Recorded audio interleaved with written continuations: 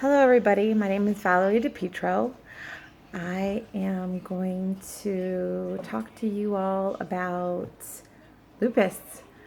I was recently diagnosed with lupus a week before Easter 2016. I think one of my first encounters with the disease was about 2 years previous to that. I started with a bladder infection and it never really got better. And then I went back to the doctor and got another prescription for another bladder infection. I worked out a lot at the time, and I was a single mom of 3 boys. So you can imagine how much stress I was going through on top of trying to keep myself healthy and work out and stuff, which I love to do. I started to experience things. My body, my hands started to hurt, and my knee had a lot of knee pain.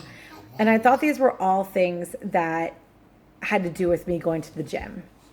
And I blamed it on, working out too hard. I was a bartender for 16 years, so my knee always did hurt before that. There was a few other things that was going on with me. I actually went to the ER that time, and I got basically went to the ER. They're like, "Look, we can't help you. You need to go see a rheumatologist. Something's going on. Everything has checked out." So I then was introduced to a great physician in Columbus, and he is my rheumatologist, and his name is Dr. Armstrong. And he gave me some steroid medication, and basically it went away. It went away, and I was good. I was good for 2 years. In those 2 years, I got married, bought a house, and had a baby. My son was born September 29th, 2015. I had a C-section with my son. This is him right now. I actually have 4 boys. So I will tell you my age. I just turned 37 in May. So I'm at the prime age, they said, for lupus to flare up in women of childbearing ages. So let's see, I had Christian on September 29th.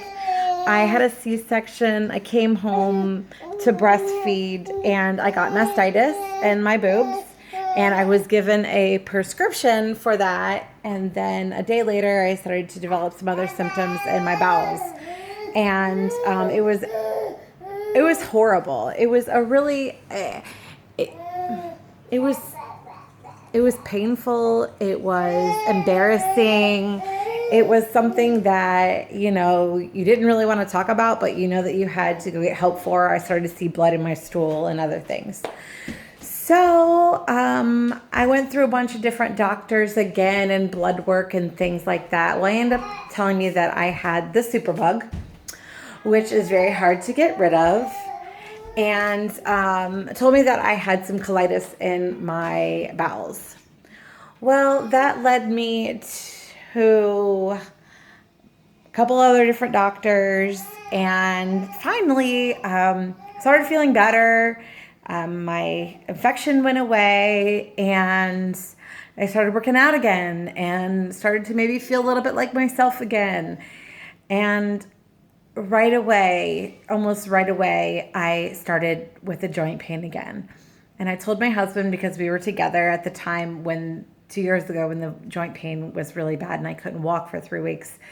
I told him, he said, "Well, you better go to the rheumatologist now because it's going to get worse." So I made an appointment with my doctor, and I told him everything that was going on again with my joints and stuff like that. And he said, "Well, we really need to do some other testing." So, all the blood work testing and the back and forth, and okay, well, you don't have rheumatoid arthritis and you don't have this, but you are showing some other signs of this disease. So, which one was lupus?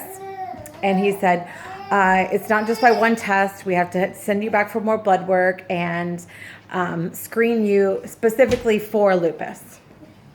So I didn't pay much attention to it because actually I didn't think that I had it. I guess maybe I thought that whatever I was having would go away again, and it didn't. So I was continuing to have flare-ups, which I didn't really know a lot about it until I read up about it and watched a lot of YouTube videos and talked to my rheumatologist. And what I was experiencing was symptoms of lupus. The week before Easter of this year, I was diagnosed, and I was given a bunch of different medicine to help me. And in that week before Easter, I had probably been the sickest I've ever been, to where my 11-year-old had to physically help me. Most of the time between December and then, I felt most days like a 90-year-old woman walking down the stairs. Most of my pain is in my joints. I have a lot of swelling in my hands, a lot of pain in my joints. Recently, it's been in my feet and in my toes. It's always in my wrists and my hands. It never really goes away there. Sometimes I'm uncomfortable around my neck area, like back here. I haven't had any knee pain. My knee pain actually went away, thank you God, because that's really hard when you have a baby and you can't really get up off the floor and you have constant swelling in your knees. That really sucks. Now, this week, I thought I would start a blog. I was going to journal, but I feel like recording myself might be a little bit better. So this last week, I had just previously went on vacation with my family to Florida, and we were really, really busy. And I take my drugs every day. I know that I need to take my prescription drugs for my lupus every day, so I didn't forget. I just think that I overdid myself, and I'm suffering from the consequences of it. I feel like I'm sore, like I worked out, and I haven't worked out as much as I would love to work out. And I feel very tired. I know this is another symptom of lupus, and I hate it. I don't want to feel like this. It sucks. It sucks to feel this way and have kids. And I'm a busy mom. I mean, I live at the baseball field. I try to work out when I can and have the energy to run around with an 8-month-old and still try to stay ahead of this lupus thing. And it's hard. It's hard because, like a lot of other people say, like, you don't really see the symptoms on me because I don't show symptoms. I don't, I don't have any of the skin things. I mean, I don't have the butterfly rash on my face. And all my symptoms are pretty much in my insides, so nobody can really look at me and think that I have lupus. And I don't like to talk about it very much because I don't want to be a constant complainer or nagger. And I know that this is something that I have to face for the rest of my life. And this is just something I have to deal with on my own. It's something that I need to just come to terms with. And some days it's not easy coming to terms with it because I want the old me back. I want the me that could run around and do everything and be Superwoman still. And this week I don't feel that way. This week I'm very tired. So, that being said, I will talk to you the next time. Bye-bye.